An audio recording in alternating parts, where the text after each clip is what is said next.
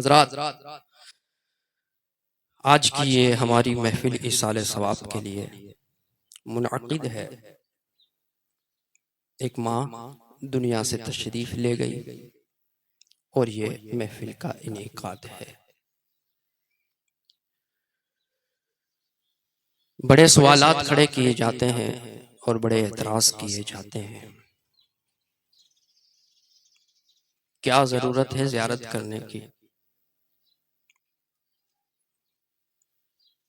क्या ज़रूरत है पब्लिक का टाइम वेस्ट करने की? क्या फ़ायदा होता है इसका? लोग बड़े बड़े कारोबार के अंदर मशगूल होते हैं, 2-3 घंटे उनके यूं ही बर्बाद हो जाते हैं। क्या ज़रूरत है? सुबह जल्दी उठो, महफिल में जाओ, तिलावत पढ़ो, फिर वहां पर महफिल में बैठो, वो मौलवी साहब की तकरीर सुनो। અને ये मौलवी साहब सिखाड़ी શું दिए એના કરતા તો હારું આપણે વાંચી ન લઈ। મૌલવી સાહેબને કેટલી ખબર પડે? હવે જે ઘરેથી ધક્કા મારી મારીને જેને મદ્રસે મોકલા હોય એ હવે શું પડીને આવ્યા હોય ને આપણને શું શીખવાડે? એના કરતા તો આપણે કોઈ ગુજરાતી બુક લઈને વાંચી ન લે। आज बुखारी शरीफ पण गुजराती में मળી जाए છે, वांची ज लेवाय। बड़े प्रश्न होते हैं, हम लोग भी सुनते हैं और आप भी सुनते होंगे। चर्चाओं का एक विषय होता है, गपशप का टाइम है, फालतू में बैठे हैं तो चर्चा हो गई। अब कोई पूछने तो नहीं आएगा भाई सबूत शू छे, तारा पासे शू एविडेंस छे काई होय के ना होय। बात करवाथी मजा आवे, बात करो, साची होय तोय करो ने खोटी होय तोय करो। अब डाउटफुल सिस्टम के अंदर मोमिन बंदा मुब्तला हो गया। भाई हकीकी बात है, ये सच कह रहा है। कारोबार का टाइम 6-8 घंटे का होता है, मौलवी साहब 4 घंटे ले गए तो मेरा फोकट का नुकसान हो गया। वीकली छुट्टियां अलग है और आजकल तो आंदोलन का सिस्टम बहुत चल रहा है। बहन बेटियां मार्केट में आकर के पानी की मांग कर रही है, तो ऐसे भी कारोबार नहीं चल रहे। महंगाई बहुत ज्यादा है, बहुत सारी परेशानियां हैं और कई सारे बेचारे कर्ज रख करके जाते हैं और देने भी नहीं आते हैं। बड़े मसले हैं। तो होना तो यही चाहिए। ये भाई साहब जो कह रहे हैं सही बात है कि 4-5 घंटे बर्बाद करने की जरूरत नहीं है। अब किसी और गांव के अंदर जाओगे, वहां पर अपने सगे संबंधी रिश्तेदार हैं तो उनसे मिलना जुलना हो जाएगा, पूरा एक दिन खत्म।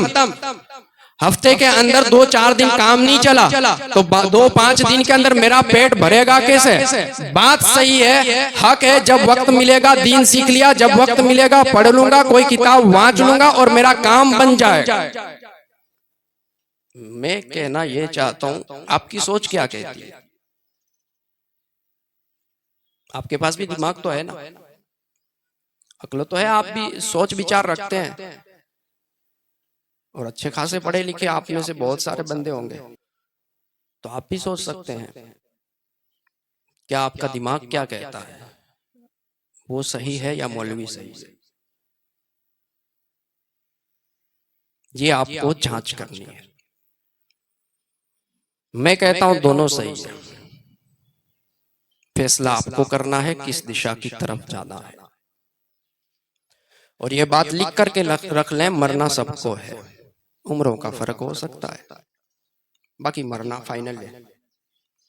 मरने का, मौत का मतलब भी मैं आगे समझाता हूं क्या होता है, वो जरूरी है। अब ये है कि हमारा जो अजीज चला गया है उसके लिए जो मैं वक्त दे रहा हूं वो सही जा रहा है या गलत जा रहा है, उसका फैसला करना जरूरी है।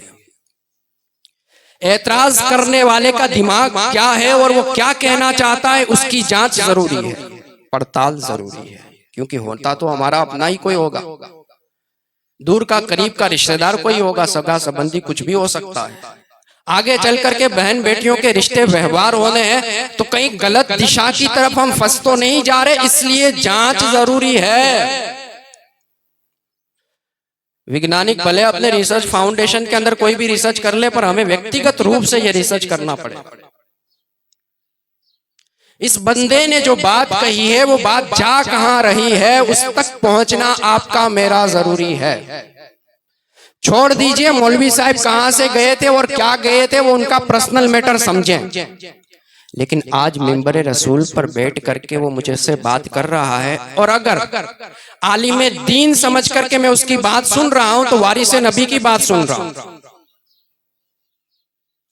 और वारिस नबी के बारे में शरीयत का फैसला यह है कि उसकी शान में, अल्लाह करे वो सदके हमें नसीब हो जाए, उसकी शान में जर्रा बराबर गुस्ताखी करोगे, दुश्मनी करोगे तो दामने ईमान इस्लाम आपसे छूट जाएगा, काफिर हो जाओ।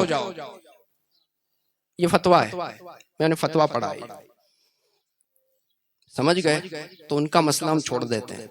मौलवी साहब हाथों के ताव से ऐसा मान लेते हैं। रही बात इसाले सवाब की महफिल की, ज़ियारत की महफिल की, तो ये कौन सा कॉन्सेप्ट है वो समझना जरूरी है। ये करता कौन है, ये किया क्यों जाता है, इसका फायदा क्या है, इसका कोई बेनिफिट है या नहीं, ये जानना जरूरी है। देखिए हजरत, जैसे जैसे अज्ञानता आती है मामला बिगड़ते जरूर हैं, मामला बिगड़ेंगे। अभी आप देख रहे हैं मक्खियां आपको भी परेशान करती हैं, मुझे भी करती है। अब मैं ये सोचूं कि मेरे जिस जिस अंग पर मक्खी बैठे मैं उसको काट करके रख दूं, अकलमंद हूं या बेवकूफ? बोलो तो करा, अकलमंद या बेवकूफ? अंग को काटना शुरू करूंगा तो क्या होगा? आप कोई मेरे सामने नहीं बैठेगा, ये बापू नहीं है, कोई कसाई है, अपने खुद के अंग काट डालता है, मुझे भी काट सकता है, मामला बिगड़ सकता है। करना क्या चाहिए? इलाज उसका करना चाहिए। मक्खियां बैठ रही है, परेशान कर रही है, मक्खियों को भगाओ, हटाओ, उसके तरीके ढूंढो, उसके तरीके ढूंढो। महफिल इसाले सवाब की जाती है। अज्ञानता बड़ी सारी फैली हुई है, और अज्ञानता फैलने की बहुत बड़ी वजह भी मैं आपको बता दूं। अक्ल दिमाग रखते हो तो रख लेना, दिमागों के अंदर बिठा लेना, बार बार सोचना और बार बार एतराज मुझ पर करना। अगर मेरा कोई एड्रेस पता आपके पास ना हो तो किसी से मिल जाएगा, आप कर सकते हैं, आपको अधिकार हासिल है। मैं कहना यह चाहूं, हर गाड़ी खरीदने वाला बॉडी पार्ट्स नहीं देखा करता, अगर उसके पास समझ है ना तो वो इंजन से बहस करेगा। समझ रहे हैं आप? ट्रैक्टर आप खरीदने जाते हैं ना, क्या पूछते हैं? बॉडी કેટલા ટકાવારી છે ऐसा पूछेंगे? नहीं, क्या पूछेंगे? એનું इंजन કેવું છે, માઇલેજ કેવા દીએ છે, કેટલું પી જાય છે ને કેટલું ખાઈ જાય છે, વધારો કેટલો કરીને દેશે, હે 2000 વધારે ભલે દેવા પડે પણ इंजन સારું હોવું જોઈએ। सही बात है, 100% कराऊं मैं, इंजन बराबर होना चाहिए। ये जो साउंड खड़े हैं ना, इसका कोई मसला नहीं है, मतलब इसका है। ये बंद हो जाए तो इसका क्या काम है? कोई काम? बिल्कुल भी नहीं, बिल्कुल भी नहीं। मकान ये हमारी जरूरत है, लेकिन उसके अंदर जो मकीन रहता है ना, कदर उसकी होती है। उसके अंदर रहने बसने वाला जो इंसान है ना, वो महत्व की बात है, इंपॉर्टेंट चीज वो है। अगर वही ना रहे तो ये मकान क्या करने, बंगले क्या करने? कई सारे आए गए, मर गए, खत्म हो गए। फिरौन का महल ढूंढने जाओ तो मिल सकता है, ढूंढ लो, जाओ, लाश तो मिल ही जाएगी। मसला ये है कि इंजन जो होता है ना, वो मेन पार्ट होता है, इंपॉर्टेंट चीज हुआ करती है। आज मसला ये है ना, हमारा मजहबी इंजन खराब है, मजहबी इंजन के अंदर पावर नहीं है, और हमें पावरफुल इंजन चाहिए भी नहीं। बापू इमाम दियो બહુ વધારે એગ્રેસિવ થઈ જાય ને એવા તો નો જ દેતા, થોડુંક હાલતું હકાલી લે ને એવાય દેજો। બહુ વધારે ખારા ન થવા પડે, બહુ વધારે ગુસ્સાવાળા ન હોવા જોઈએ। થોડુંક વાતાવરણ એવું છે એટલે ઈ બેયમાં ફ્લેક્સિબલ હોય ને, એમ કોમ્પ્રોમાઇઝ કરી લે ને એવા ઇમામ હોય તો હાલશે। इधर भी बजाना हराम और इधर भी बजाना हराम।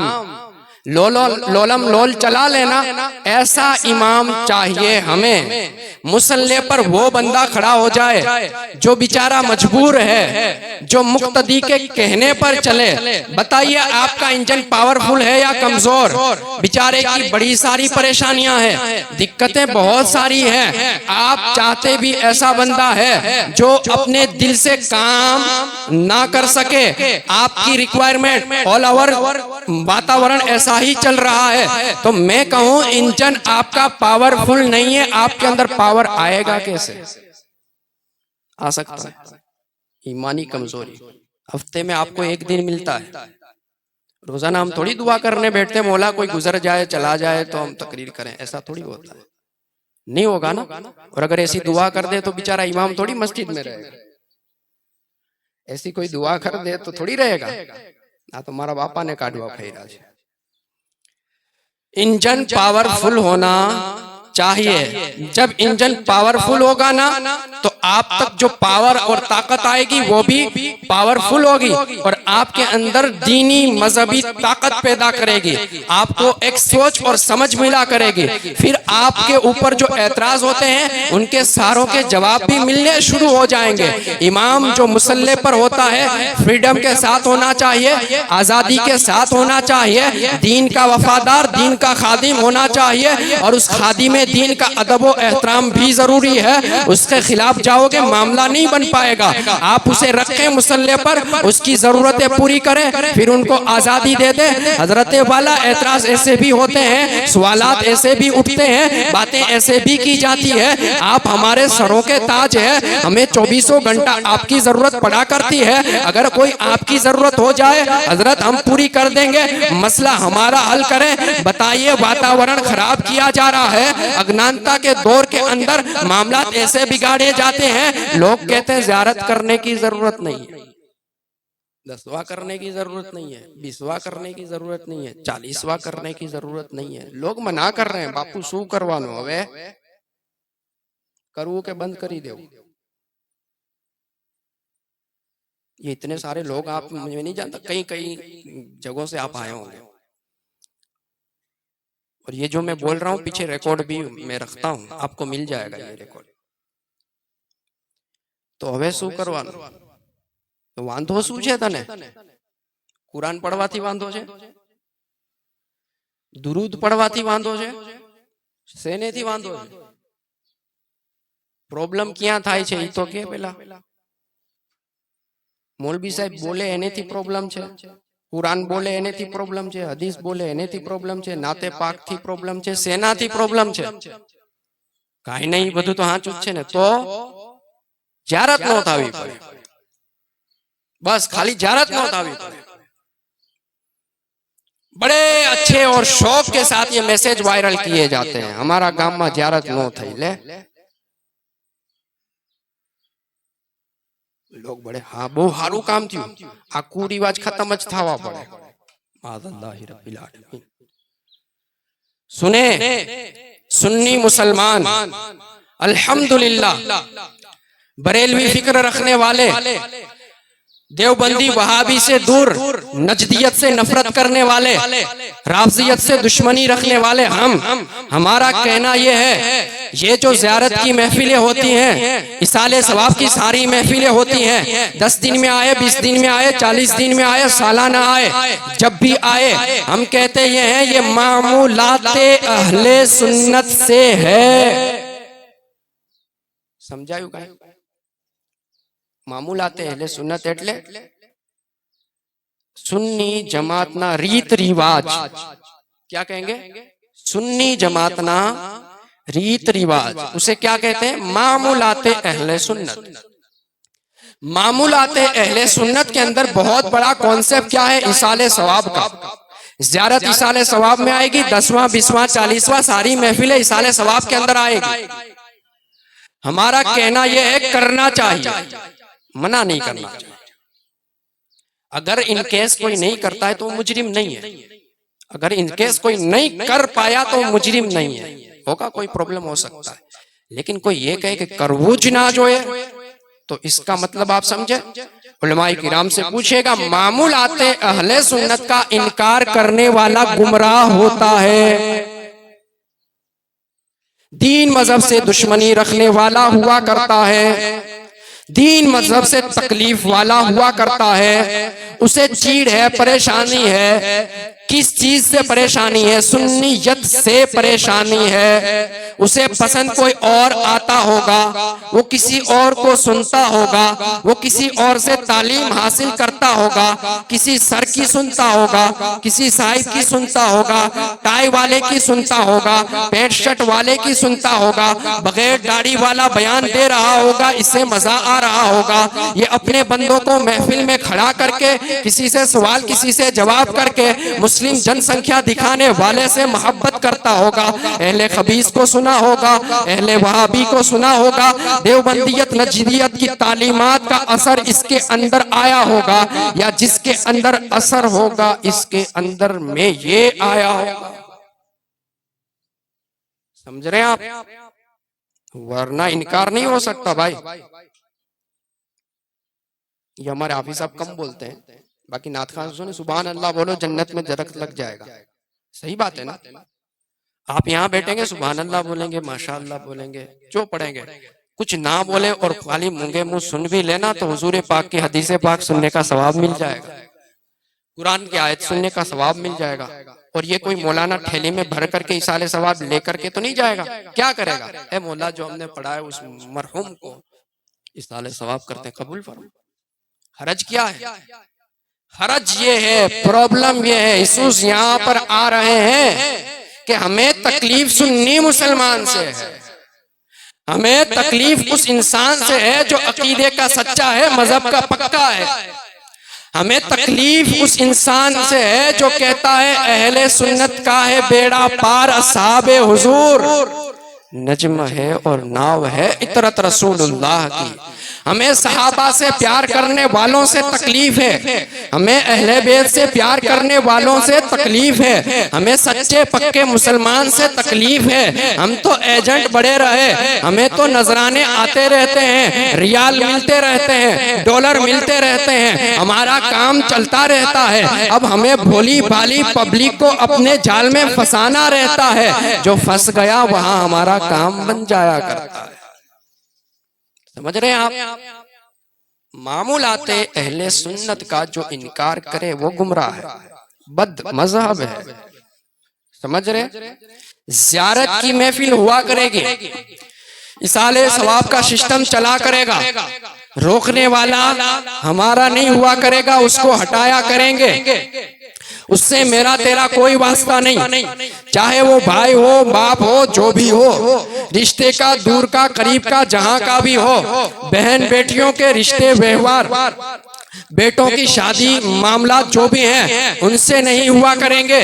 और अगर फाइनल मिल जाए ये बदमज़हब गुमराह है तो उसकी नमाजे जनाजा भी पढ़ने की इजाजत नहीं है,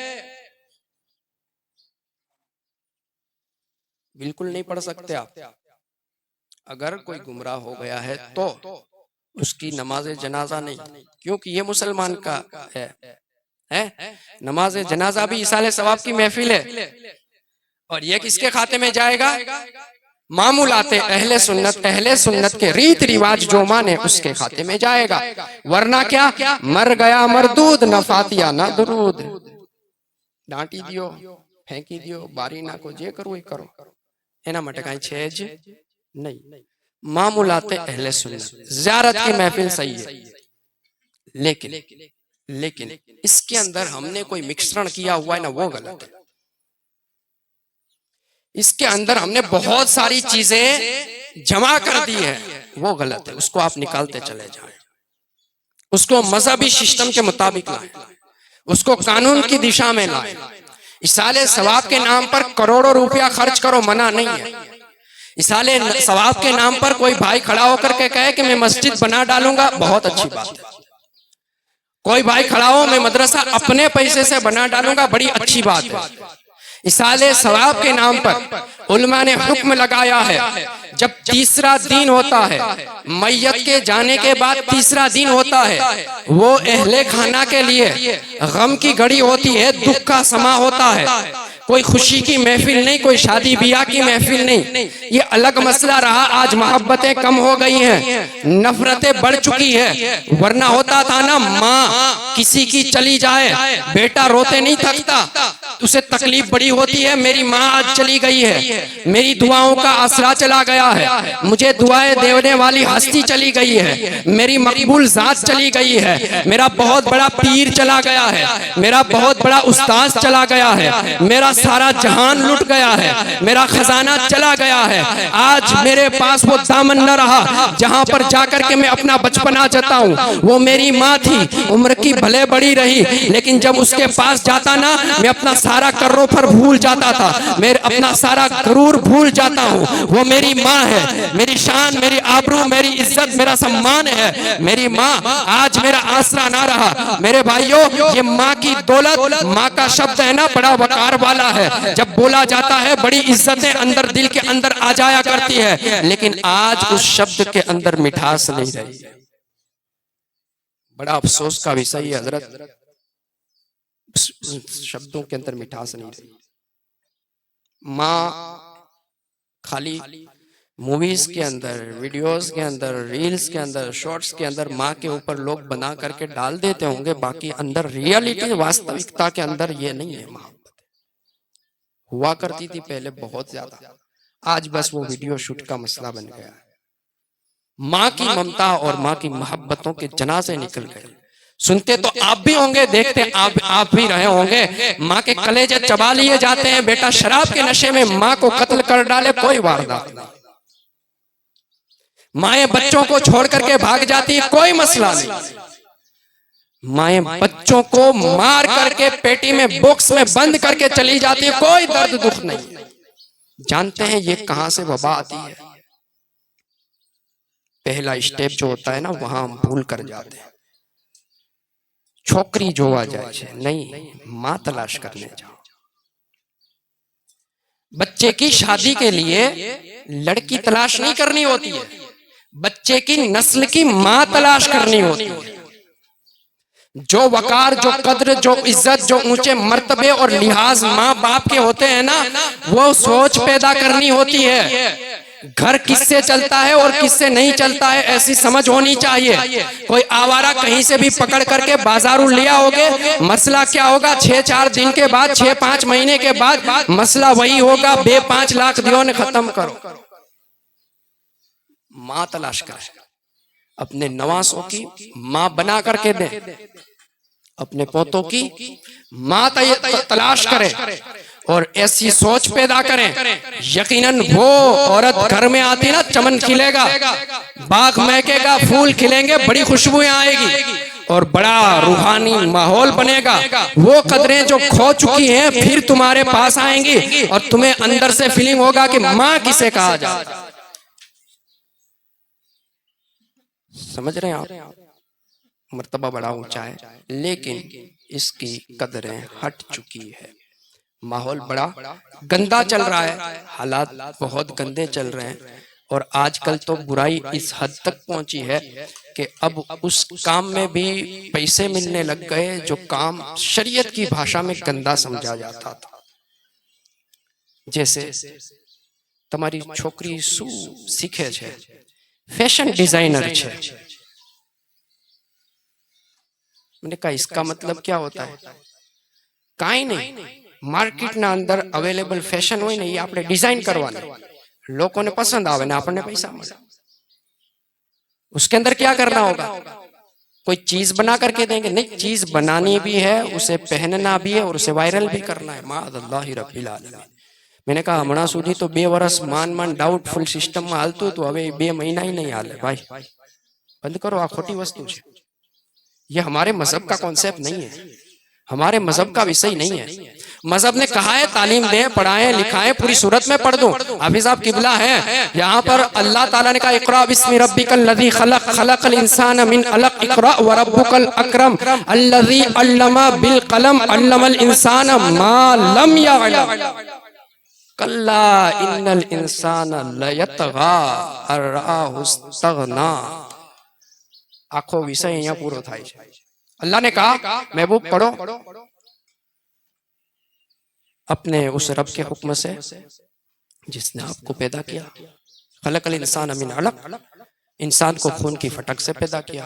इकरा व रब्बुकल अकरम, पढ़े आपका रब बहुत बुलंदी वाला। अल्लज़ी अल्लमा बिल कलम, ये पढ़ने की बातें हो रही हैं, जिसने कलम से लिखना सिखाया। अल्लमल इंसान मा लम यअलम, इंसान को वो सिखाया जो वो नहीं जानता था। ये हुआ। इसके अंदर 3-4 आयतें जो आपको पढ़ने की तालीम देती है। फिर आगे कहा जाता है कल्ला इन्नल इंसान लयतगा, लेकिन हाँ मगर खबरदार, इंसान जरूर फितना परवरी करता है। इंसान इन तालीमात से दूर भाग जाता है।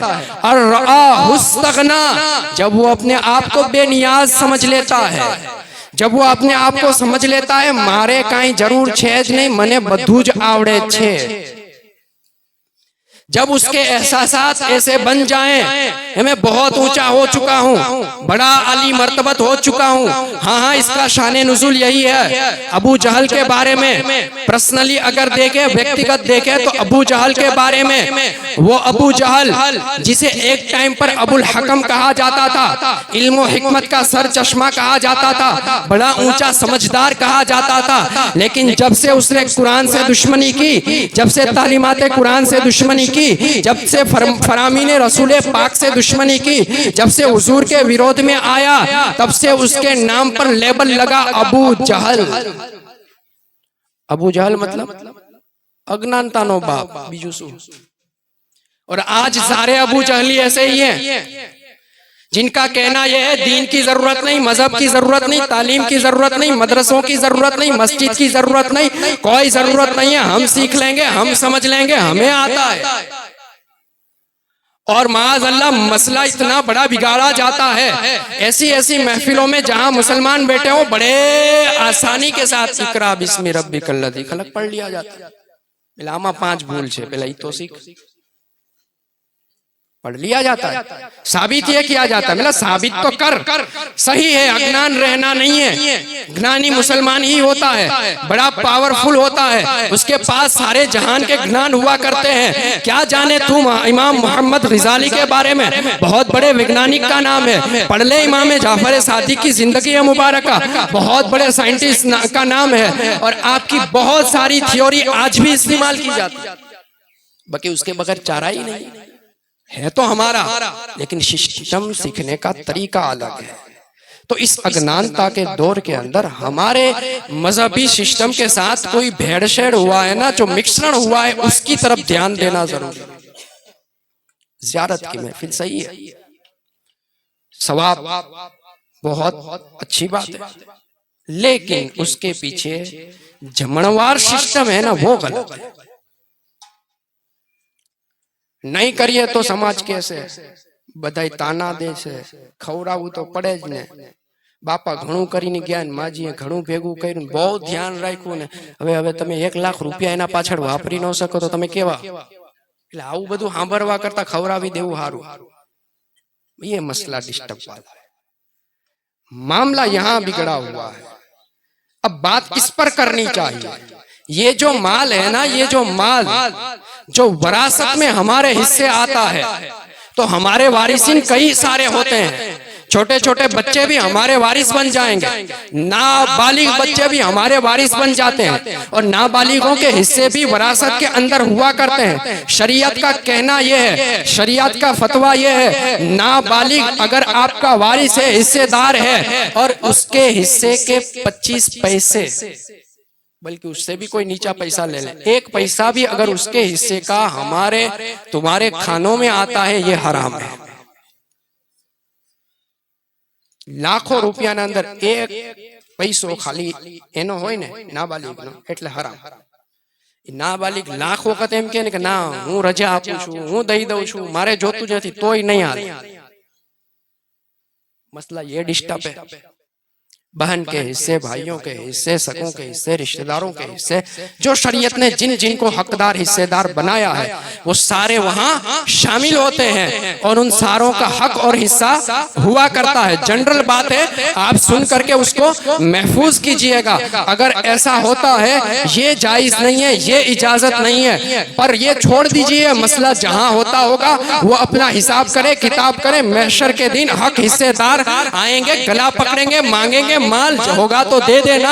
लेकिन मसला यह है कि जो घर मैयत का होता है ना, वो दावते ताम का घर नहीं होता है, खुशियों की कोई महफिल नहीं होती है। वहां पर इनवाइट करना, इनविटेशन देना, आमंत्रित करना, इसकी कोई इजाजत शरीयत ने नहीं दी है।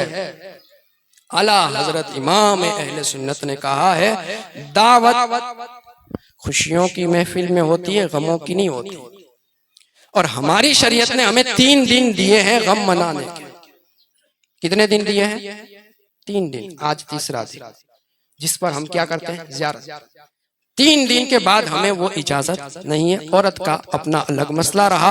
अगर कोई औरत बेवा होती है, 4 महीने 10 दिन वो गम का टाइम गुजारेगी, बाकी इजाजत हमें नहीं है। हिजरी सन 60 में इमाम हुसैन, इमाम अली मकाम चले गए। आज दुश्मन सीना पिटते हैं, दुख जताते हैं, शरीयत ने इजाजत नहीं दी है। प्यार बड़ा करेंगे, इमाम अली मकाम से बड़ी मोहब्बत करेंगे, लेकिन मोहब्बत के दायरे शरीयत के विरोध नहीं जाया करें। समझ रहे हैं आप? तो गलत सिस्टम जो है ना, मामूलाते अहले सुन्नत के अंदर जो मिक्स किया गया उसे हटाएं। नाते मुस्तफा पढ़ना बड़ी अच्छी बात है, बड़ी प्यारी बात है, लेकिन अगर उसके अंदर उछल कूद हो जाए, उसके अंदर ढोल बाजे आ जाए, उसके अंदर डीजे पार्टी सिस्टम आ जाए, हम ये कहेंगे भाई ढोल खराब है, शहनाई खराब है, उसके अंदर नाचना कूदना गलत है। नाते मुस्तफा बड़ा अदब का मकाम है, उसको अदब के दायरे में अदा करना चाहिए है। कुरान पढ़ना सवाब का काम है, लेकिन अगर कोई उसकी बेअदबी करे, गुस्ताखी करे, हम ये कहेंगे ये गलत है। ये सारी चीजें जो हमारे मजहब के अंदर आती हैं, उसका असल रूल देखें, उसका असल सिस्टम देखें, बाद में किया करें। समझ नहीं है तो समझदार के पास जाएं, अबू जहल के तरीके पर ना जाया करें। अगर तुम्हारे पास सोच अक्ल नहीं है तो सोच अक्ल वाला लाएं और उससे पूछा करें कि मसला क्या होता है, मामला क्या होता है। महफिल इसाले सवाब की होना, उसके ऊपर रोक लगाने की जरूरत नहीं है। सिस्टम जो खराब किया गया है उसके ऊपर रोक लगाएं। आइए हम तुम्हारा साथ देते हैं। अल्हम्दुलिल्लाह, अल्लाह ने वो ताकत दी है, हक बात बिल्कुल आराम से कर सकते हैं, कोई हरज नहीं। बाकी इसाले सवाब की जो महफिल है ना, वो बड़ी प्यारी होती है। बल्कि लिखा ये गया है, बड़ी अच्छी बात आप सुनेंगे इंशाअल्लाह। लिखा ये गया है, ईमान वाला जो बंदा है ना, उसकी परेशानी जीने में है, मरने में नहीं है। ईमान वाला इस दुनिया के अंदर कैद खाने के अंदर हुआ करता है। जब उसकी रूह कब्ज कर ली जाती है तो जैसा जेल से कैदी छूटता है, बंदा मोमिन कैद से छूटता है। ये लिखा गया है। जैसे पक्षी पिंजड़े में बंद होता है, बंदे मोमिन इस दुनिया के अंदर बंद और कैद होता है। जैसे ही उसकी रूह कब्ज कर ली गई, खुदा के हुजूर हाजिर कर दी गई, खुदा ने उसे वो मकाम दिखा दिए। हाँ, सकराते मौत की जब घड़ियां करीब होती है, बंदे मोमिन को उसका वो मकाम जो जन्नत में उसे दिया जाना होता है वो दिखा दिया जाता है। આપણી પ્રોબ્લેમ શું હોય ખબર હે? જીવી જાય તો હારું, અને એનું શું કહેવાનું હોય ખબર હે? મરી જાવ તો હારું। हकीकत कह रहा हूं। क्यों पता है? उसने जन्नत देख ली, उसने अपने साथियों को देख लिया, उसने अपने साथ जन्नत में रहने वालों को देख लिया है। कर्म करे ना, बात समझने की कोशिश करे। इमाम हुसैन क्या कह रहे होंगे, मुझे जीने में मजा नहीं है, मुझे शहीद होने में मजा है। जब आम बंदे मोमिन की कंडीशन ये है कि वो जन्नत को देख लेता है, जन्नतियों को देख लेता है, तो इमाम हुसैन ने तो किन किन को देखा होगा, नाना जान नाना हुजूर को देखा होगा, अम्मी जान को देखा होगा, बाबा अली को देखा होगा, अपने सारे कुंबे कबीलों को देखा होगा। इमाम हुसैन कह रहे होंगे, ओ यजीदियों 22,000 क्या 22 लाख में भी जीने में मजा नहीं है, मुझे तो जन्नत में जीने में मजा आता है। क्या मोमिन की जब रूह कब्ज होती है ना, तो वो अपना लोकेशन देख लेता है, वांधो नहीं, जावा माज मजा है। अब क्या हुआ, फरिश्ते उसकी रूह को लेकर के चले गए, अल्लाह से मुलाकात हो गई, जगह देख ली। वो क्या कहता है खबर है, अल्लाह हवे जन्नत में मारी जग्या છે ને ન્યા મને જવા દ્યો ને। કા નહીં, અત્યારે એનો ટાઈમ નથી આવ્યો, હજુ તારા ભાઈબંધ બીજા આવવાના છે, બધા હારે મળીને જાજો, એકલું જવાની જરૂર નથી। क्या कहा जाता है, बड़ा प्यारा शब्द दिया जाता है। फिर हुक्म होता है, सो जा जैसे दुल्हा और दुल्हन सोया करते हैं, बिल्कुल आराम की नींद सो, वक्त आएगा तब तुझे जगा दिया जाएगा। अब ये बिल्कुल जन्नती खुशबुओं के साए में ईमान शर्ते हैं, ईमान वगर नहीं आले, आई काए आडावरी करवानी जरूर नहीं, सीधी सड़क ये शहरे शफाअत नगर की है ना, उस रास्ते पर जाना है, सिराते मुस्तकीम पर चले जाना है, आड़े टेढ़े इधर उधर के रास्तों में कहीं बहकना नहीं है, भटकना नहीं है। तो मामला दुरुस्त है, कब्र में जाते ही जन्नत की हवाएं शुरू, आराम से सो जाओ। जब मैदान महशर होगा ना, हुजूर पाक की शफाअत, मकाम महमूद, लिवाए हम्द, गौसे आजम, गरीब नवाज जब सारे जमा होंगे, उस वक्त हमें भी बुलाया जाएगा, आ जाओ इनके मानने वालों, तब जाएंगे इंशाअल्लाह। तो ये आम बंदा वो मकाम देख लेता है। अब वो जिस्म का ढांचा कहाँ है, कब्र के अंदर। असल मैटर और मटेरियल था ना, वो क्या है, रूह। हमारे बदन के अंदर क्या है, रूह, असल मैटर वो है। लॉस एंजलिस का वो जो अभी जला था ना, उसका एक वैज्ञानिक था अब्राहम, उसने तहकीक की थी, रिसर्च किया था कि माणसना अंदर जे रूह होय छे ने ई केटली वजनवारी होय छे। શું રિસર્ચ કર્યું, રૂહનો વજન કેટલો હોય, એની 5 વર્ષ 4-5 વર્ષ ટ્રાય કરી, ચેક કરવાની, અને 4-5 વર્ષમાં 1100 થી 1200 માણસને મારી નાખ્યા, વૈજ્ઞાનિકે મારી નાખ્યા। હા, ડોક્ટરી લાઈનમાં મારી નાખવાનું ન હોય, જીવાડવાનું હોય। શું કરે, વેન્ટિલેટર છે ને, હવે ધંધો તો થાય ને, કરોડોના દવાખાના ઉભા થાય છે, तो કંઈક तो કરવું ને। इसने 1100-1200 लोगों को मार डाला। जैसे ही किसी के सकराते मौत की घड़ी होती, ये अपने कांच के बॉक्स के अंदर उसको पैक कर देता, बेचारा दम घुंट करके मर जाता। अब ये पहले चेक कर लेता, बाद में चेक कर लेता। तो उसने जो आधार बताया ना, वो क्या कहा, 21 ग्राम होय छे। શું કીધું, 21 ગ્રામ। 150 કિલોનો માણસ હોય તો પણ 21 ગ્રામ, અને 5 કિલોનું બાળક હોય તો પણ 21 ग्राम। ये उसका कहना है, उसकी सोच है। अब उसे क्या पता चले, हम तो नहीं ऐसे, हमें तो आखिरी सांस तक बंदे को जीने का साथ देना है, मरने की ट्राई, मारने की ट्राई हमें नहीं करनी। जियो और जीने दो, ये हमारा सिस्टम और तरीका है, हुजूर पाक की तालीम है। लेकिन उसने कहा 21 ग्राम। अब 21 ग्राम का वजन है ना, आप धूल मिट्टी की 6 छपटियां ले, 6 मरतबा धूल ले, 21 ग्राम हो जाएगा। 5 टिश्यू पेपर का जो वजन होता है ना, वो 21 ग्राम निकलेगा, लगभग आधारित में बात कर रहा हूं। आप देख ले, चावल के 6-8 दाने ले लें, 21 ग्राम हो जाएंगे। ये 21 ग्राम की रूह जो हमारे अंदर है ना, उसका मेन मामला होता है, मेन मटेरियल होता है। अगर इस रूह को आप ट्रेन करें, अगर इस रूह को आप तालीम दें, ईमान वाले बंदे की सच्ची पक्की अमल वाली रूह खुदा की बारगाह में गई, वहां से फिर उसके मामला हल हो गए। अब उसे छुट्टी और आजादी मिल गई।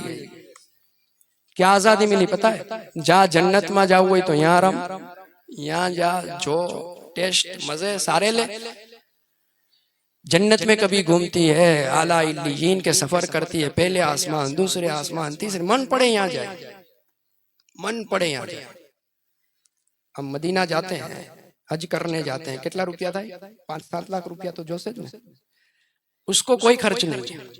रूह जाती है हुजूर पाक के दरे पाक पर चली जाती है, जमजम चाहे जमजम के कुएं पर चली जाती है, काबे शरीफ में चली जाती है, औलिया की बारगाहों में चली जाती है, यानी जहां चाहे बिल्कुल फ्रीडम के साथ है मोमिन बंदे की रूह, जहां चाहे वो सफर करे आए जाए। और हाँ, जब बड़े दिन बड़ी रातें आती है ना, तो अपने रिश्तेदारों के घर भी आया करती है। मजा आया ना? अब थोड़ा टेंशन ले। आकर के वो रूह कहती है, ऐ मेरे रिश्तेदारों, ऐ मेरे भाइयों, मेरे दोस्तों, मेरी बहनों, मेरे बेटों, ऐ मेरे रिश्तेदारों, तुम्हारे इसाले सवाब की हमें सख्त जरूरत है, हमें कुछ दो। कौन सांभळे? रूह આવી છે ને કહે છે, પણ સાંભળે કોણ? આપણે શું કરવાનું? ઓલી રીલ્સ હાલી છે ને, ઓલો શોર્ટ વિડીયો હારા બનાવે છે ને, ઓલા જોકિંગ હારું કર્યું છે ને, જોક્સ હારા કર્યા છે, ટેલિવિઝન ના અંદર ઓલી મૂવી હારી છે ને, हम तो उसी में पड़े हैं, खाने में, पीने में, इसमें उसमें, ऐसे में तैसे में पड़े हैं। શીખવું છે જ નહીં, સમજવું છે જ નહીં, જ્ઞાન હાસિલ કરવું છે જ નહીં। હવે સફેદ દાઢી થઈ જાય છે ને પગ હાલશે તો જોશું કંઈક શીખી લેશું, તો બાકી કાંઈ નહીં, પાછળ સાલે સવાબ થશે, એમ નહીં હાલે। खोटू ही खोटू भाई, नहीं हाले। रूह ने मौलवी साहब से नहीं मांगा, रूह बापू से नहीं कहती है, इमाम से नहीं कहती है, रूह किससे कह रही है? रिश्तेदार से कहती है।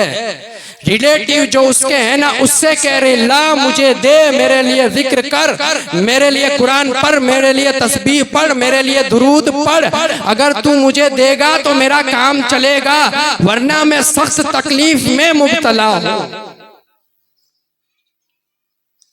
आ तो समझ में नहीं आवती, बड़ी गंदगी चल रही है हजरत।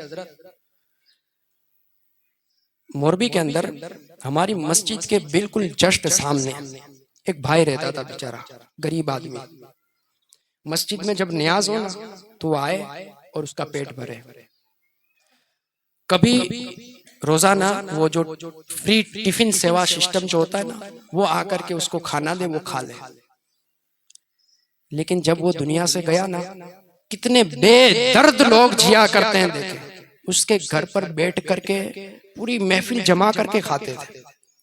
अंदर से दिल तड़पा, यार कैसे बेदर्द लोग हैं। जीते जी इसको पूछने नहीं आए, खिलाने नहीं आए, ये बेचारा गरीब की तरह मांग करके जैसा खाना होता है ऐसे खा लिया करता था, भूखा पानी पी पी करके जिंदगी गुजारता था।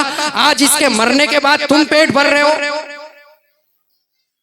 बेदर्द लोग रहा करते हैं इस दुनिया के अंदर, बड़े बेवफा लोग इस अंदाज का सिस्टम अपनाया करते हैं। हाँ हाँ, हम भी कोई अच्छा काम नहीं कर रहे, हम भी यही कर रहे हैं। फिर सिर्फ खाने पीने का चक्कर है, हकीकतों का कोई मकाम नहीं है हमारा। जो सही चीजें हैं उस पर किसी को अमल नहीं करना है। पूरा फोकस और ध्यान ये होता है, उधर नमाजें चल रही हो, सलातें चल रही हो, इबादतें चल रही हो, यहाँ पर जमणवार सिस्टम का आयोजन किया जाता है। શું કરીએ, અમારે तो सिस्टम જ છે, બૈરાઓને મગરીબ પહેલા જ જમવાનું દેવું પડે। मेरे भाई ये नहीं होता है, फर्ज पहले रहेगा, पहले रहेगा, पहले रहेगा, सर पटक के मर जा फिर भी पहले रहेगा, ऐसा नहीं होता है। हम अपने खाने पीने के सिस्टम सेट नहीं करेंगे, इबादतों के सिस्टम सेट किया करेंगे, हमारी बंदगियों के सिस्टम सेट हुआ करेंगे। ये जो मरने के बाद सारी सुविधाएं मिलती है ना, उसे मिलेगी जो ईमान वाला, अमल वाला, जिसे दुनिया में इबादतों से नफरत हो, बंदगियों से नफरत हो, हुजूर पाक से नफरत हो, काबा मुअज़्ज़मा से नफरत हो, इबादत वाली जगहों से नफरत हो, उसे आजादी नहीं मिलेगी। उसे तो सिज्जीन में डाला जाएगा, जहन्नम में फेंका जाएगा। सिस्टम बदले, चेंज करें, लोगों को एतराज करने का मौका न दे। गलत चीज है वो गलत रहेगी, उसे खत्म करें। सही चीज है वो बांगे दुहल करें, सरे आम करें, सीना खोल करके बताएं ये सच है, सच है, सच है। अगर इस सच के खातिर सर जाता है तो हुसैन का गुलाम दे देगा, लेकिन सच से मुंह नहीं मोड़ेगा। मर्द हक बातिल के आगे सर झुका सकता नहीं, मर्द हक बातिल के आगे सर झुका सकता नहीं, सर कटा सकता है लेकिन सर झुका सकता नहीं। थोड़ी हिम्मत पैदा करें, थोड़ा इस्लामी वातावरण जगाएं। ये क्या कोई आलतू फालतू हमारे मजहब और सिस्टम के ऊपर एतराज कर जाए, हमारे सच्चे कानून के ऊपर एतराज करे, जिसे कुछ समझ ना आए, पढ़ना ना आए, जिसे कुछ पता ना हो, तरीके के ऊपर जो चल ना पाए, वो हमारे मजहब के ऊपर एतराज करेगा, हमारे शरई सिस्टम के ऊपर एतराज करेगा। बताओ उसे मैयत के मामला दुरुस्त कराने के लिए इसाले सवाब एकदम जरूरी है। बल्कि हजरत हम्माद की वो रिवायत भी आपको बताऊं और बड़ा दिल खुश करें और बड़े प्यार से सुने। आप फरमाते एक मर्तबा में कब्रिस्तान के अंदर सो गए, બહુ વધારે ગુનાહ કરવાનું મન થાય ને તો આ ટ્રાય કરાય। कब्रें तो रेडीमेड खुली मिल जाती है, खाली 5 मिनट अंदर जाकर के सो जाए, બધો હિસાબ આવી જશે, બધી ભાઈ સાહેબી છે ને બહાર નીકળી જશે, બધું વાતાવરણ સમજાય જ જશે। कहा मैं कब्रिस्तान के अंदर सो गया, रात को मैंने सपना देखा, ख्वाब देखता हूँ तमाम मुर्दे खड़े हैं, ग्रुप वाइज सब एक दूसरे से कुछ बात कर रहे हैं।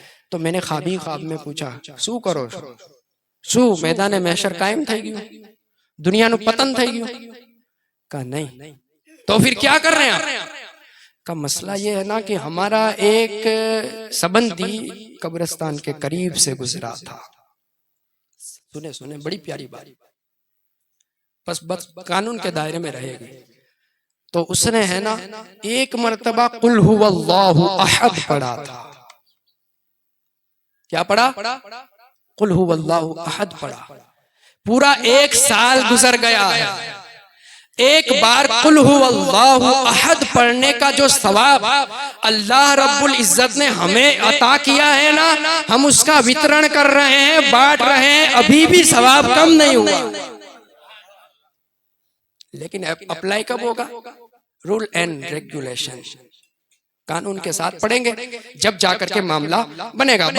बड़ा ऊंचा मकाम है इसाले सवाब का, और बड़ी प्यारी प्यारी और बहुत अच्छी सही रिवायतों वाली दलील भी इसके ऊपर मिल जाया करती है। मसला यह है ना, वो जाने, वो समझे, वो सीखे और सीखने की कोशिश करें। और अगर सीखते सीखते मर जाएंगे ना, तो आज ही मैंने वो रिवायत पढ़ी कि अगर कोई बंदा दीन की तालीम हासिल करते करते, कुरान की तालीम हासिल करते करते मर जाए ना, उसकी तालीम अधूरी रहेगी तो मरने के बाद पूरी करा दी जाए।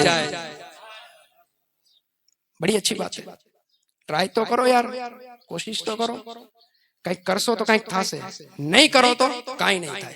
अब सुने वो बात, बंदा मरता नहीं है, जगह चेंज करता है, लोकेशन चेंज करता है, उसका सफर शुरू हुआ है।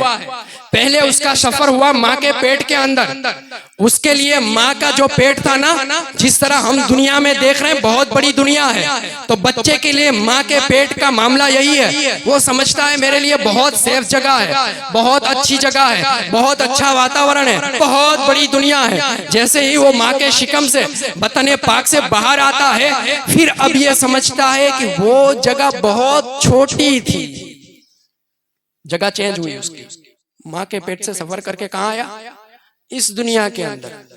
अब यहाँ पर पला बड़ा बड़ा होते गया तो उसे ये समझ में आता है कि ये दुनिया बहुत बड़ी है, लाओ इसका सफर करूं, इसको घूमूं, इसको देखूं, क्या क्या होता है। बड़ा सफर करते रहा। लेकिन पाक ईमान वाला बंदा जब इस दुनिया के अंदर सकराते मौत की घड़ी, मैंने कहा ना वो आती है, तो अपनी वो जगह देख लेता है जो और आगे का सफर है, यानी आलम बरज़ख, आलम अरवाह को देख लेता है। अब उसका मन इससे भर जाता है, नहीं नहीं अहिया तो कहीं छेज नहीं, मजा तो यहाँ छे। अब वो उस जगह पे चला जाता है। तीसरा उसका स्टेप हुआ, मरता नहीं है, जिंदा ही है, लोकेशन चेंज हुआ है, एड्रेस बदल गए, पते बदल गए हैं। जब वहां तीसरे तबके के अंदर पहुंच गया, अब बड़ी शान के साथ घूमता है, जहां जी चाहा गया, जहां जी चाहा आया, जिससे चाहा मिला, मुलाकात की, सारा कुछ होता रहा। अब वो उसको इंतजार है कि अब ये तबका, ये मरहला भी खत्म हो और आखिरी स्टेप मुझे दे दिया जाए। अब ये है ना, ये टर्निंग पॉइंट क्या है पता है? आखिरी स्टेप या तो जन्नत है या दोज़ख है। मरना नहीं है, मरने के लिए पैदा नहीं किए गए हो, मौत का जायका चखना है, हमेशा के लिए रहना है। जन्नत में रहोगे तो भी हमेशा, खालिदीन फीहा अबदा। जहन्नम में रहोगे तो भी हमेशा, खालिदीन फीहा अबदा। वहां से लोकेशन अब चेंज नहीं होना है। टेंशन की बात यह है कि जब जन्नत फिक्स है या जहन्नम फिक्स है, तो जन्नती बनना है या जहन्नमी, यहां से हमें फिक्स करके जाना है। समझ गए आप? बाकी मामला खराब है।